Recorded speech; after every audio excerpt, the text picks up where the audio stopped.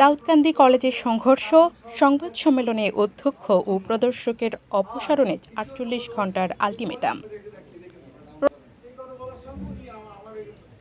রাজশাহীর দুর্গাপুর উপজেলার দাউদকান্দি সরকারি বিশ্ববিদ্যালয় কলেজে নারী প্রদর্শককে কেন্দ্র করে সংঘর্ষের ঘটনায় কলেজটির অধ্যক্ষ আব্দুর রাজ্জাক ও প্রদর্শক আলেয়া খাতুন হীরার অপসারণে ৪৮ ঘণ্টার আলটিমেটাম দিয়েছেন ভুক্তভোগীরা। শনিবার দুপুরে নগরীর সাহেববাজার জিরো পয়েন্টে এলাকার একটি রেস্টুরেন্টে আয়োজিত সংবাদ সম্মেলনে এ দাবি জানানো হয়।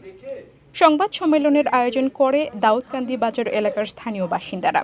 এতে উপস্থিত ছিলেন তসফিরুল কুরআন মাহফিলের সভাপতি আব্দুস সামাদ, বহিষ্কৃত জয়পুরহাট ইউনিয়ন বিএনপি সহ সভাপতি আকবর আলী, ইউনিয়ন কৃষক দলের সভাপতি জয়নাল আবেদিন, বিএনপি ওয়ার্ড সভাপতি ইউজদার আলী ও সাবেক সভাপতি আফাজ উদ্দিন সহ স্থানীয় নেতৃবৃন্দ।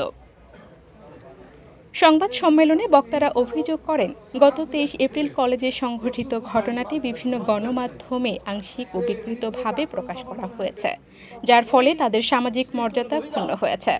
তারা দাবি করেন, ওই দিন বেলা ১১টার দিকে তারা কলেজে প্রবেশ করেন এবং সে সময় সেখানে কোনো ধরনের নিষেধাজ্ঞা বা ১৪৪ ধারা জারি ছিল না। তফসিরুল কুরআন মাহফিলের সভাপতি আব্দুস সামাদ বলেন, কিছু মিডিয়া ভুল তথ্য প্রচার করেছে, এতে আমাদের সম্মানহানি হয়েছে।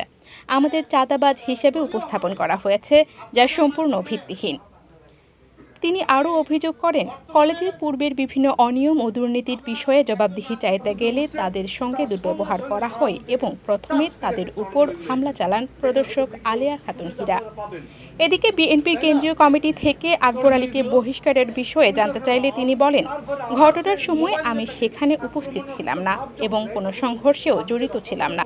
ভিডিও ফুটেজেও আমাকে দেখা যায়নি। তারপরও কেন আমাকে বহিষ্কার করা হলো তা আমার কাছে স্পষ্ট নয়। তিনি দাবি করেন, সামাজিক যোগাযোগ মাধ্যমে অপপ্রচার ও বিভ্রান্তিকর তথ্য ছড়ানোর ফলেই তাকে দল থেকে বহিষ্কার করা হয়েছে। সংবাদ সম্মেলনে বক্তারা আরও বলেন, ঘটনার পূর্ণাঙ্গ তদন্ত ছাড়া একপাক্ষিক সিদ্ধান্ত গ্রহণ করা উচিত নয়। তারা সংশ্লিষ্ট প্রশাসনের কাছে নিরপেক্ষ তদন্তের দাবি জানান এবং প্রকৃত ঘটনার পূর্ণাঙ্গ চিত্র গণমাধ্যমে তুলে ধরার আহ্বান জানান। বক্তারা বলেন, আমরা চাই ৪৮ ঘণ্টার মধ্যে অধ্যক্ষ ও অভিযুক্ত প্রদর্শকের অপসারণ নিশ্চিত করা হোক এবং নিরপেক্ষ তদন্তের মাধ্যমে প্রকৃত দোষীদের বিরুদ্ধে ব্যবস্থা নেওয়া হোক। তবে এ বিষয়ে প্রদর্শক আলেয়া খাতুন হীরা বলেন, বিভিন্ন সময় কলেজে এসে তারা হিসাব চাইতেন, যা মূলত চাঁদা দাবির অংশ ছিল। অধ্যক্ষের পাশে থেকে প্রতিবাদ করায় তিনিও হামলার শিকার হয়েছেন বলে দাবি করেন। অধ্যক্ষ আব্দুর রাজ্জাক জানান, ৪ মাস আগে দায়িত্ব গ্রহণের পর থেকেই বিএনপির বিভিন্ন গ্রুপ তার কাছে চাঁদা দাবি করে আসছিল।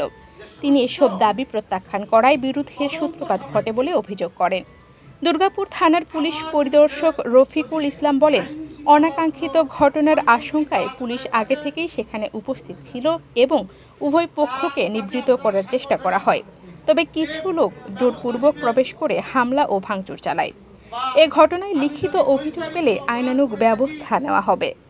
যাও, আমি বসে প্রিন্সিপাল মহোদয়কে বললাম যে স্যার, আমাদের সামনে ৪-৫ তারিখে তাফসির কোরআন মাহফিল হবে, সেই উপলক্ষে আপনাকে একটা ইনভাইট করতে আসছি। আশা করি আমাদের এই তাফসির কোরআনে আপনার সার্বিক সহযোগিতা করবেন। আমাকে প্রশ্ন করুন যে সার্বিক সহযোগিতা কি করব। তা আমি বললেন যে আপনার স্টাফের সঙ্গে আপনি ওই মাহফিলে উপস্থিত থাকলে আমরা কৃতজ্ঞ হব এবং আমরা ধন্য হব। আর দ্বিতীয়ত হলো, এই কলেজ গ্রাউন্ডটা আমরা 2 রাত্রির জন্য চাই।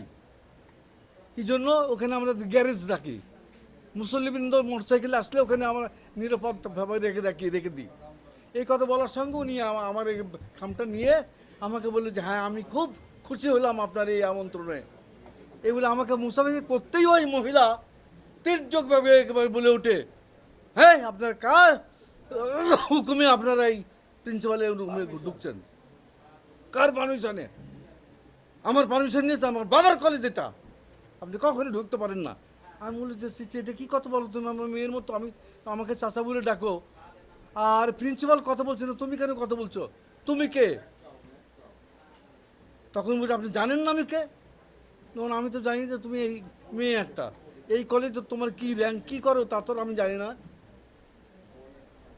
যাই কথা বলার পরে আমাকে খুব জোরে একটা ধাক্কা দিল। ধাক্কা দিল। তখন এসদার এই ছেলেটা ওই মেয়েকে বলল যে একটা সম্মানী লোক, বয়োবৃদ্ধ লোক, তোমার বাপের বয়সে, তাকে তুমি ধাক্কা দিলে কেন? ওই দৌড়ে এসে তাকে টাচ টাচ করে 2 গালে চড় মারি দিল। তার এই আচরণ দেখে জয়নাল আবেদিন বলল, অসম্ভব ব্যাপার, তুমি যাকে তাকে মারতেছো কেন? ওকে ধরে পিটালো। আদির এমন যাকে কথা বলছে সেই পিটাচ্ছে। এই দেখে আমাদের এই যে কি নাম, হ্যাঁ, পান ব্যবসায়ী, বাঁশ ব্যবসায়ী আফাজউদ্দিন তাড়াতাড়ি করে বেরিয়ে যাচ্ছিল, ওকে তো মারবে। ওই মহিলা এত বুদ্ধিমন্ত, তারপর পিছনে যে কলারটা ধরে নিয়ে যায় কলেজ প্রাঙ্গণে গাছের উপর ফেলে তার টুটি চিপে ধরে তার গোপরে উঠে রাখলো। হ্যাঁ, তারপরে সেখান থেকে আর একটু ওকে রিকভারি করলে আবার পুনরায় ধরলো, ধরে পাখার উপরে ফেলে এই দেখেন হাতটা সব খাম করে ফেলেছে। এতই তার তেজ, এমন অবস্থায় মুখে অস্থির ভাষায় গালাগালি। এই ঘটনাটা ভিডিও করতেছিল আমার এই ভাতিজা হলো জয়নাল। আর এই ভিডিও দেখে ওই যায় জয়নালের কলার ধরে একেবারে নাস্তে নাবদ করার চেষ্টা করলে মুকুল আরো অনেকে তাকে রক্ষা করে। এই হলো তার আচরণ, এত উগ্র। আমরা মার খেয়েছি কিন্তু তার গায়ে কখনো স্পর্শ করিনি আমরা। এই জিনিসটা আমি প্রতিবাদ জানালাম প্রিন্সিপাল মহোদয়কে যে স্যার, আপনি তো ইচ্ছে করলে তাকে শান্ত করতে পারতেন, সুস্থভাবে আপনার সঙ্গে কথা বলে আমরা বেরিয়ে যেতে পারতাম, কিন্তু সেটা তো অ্যাবনর্মাল করলেন আপনারাই।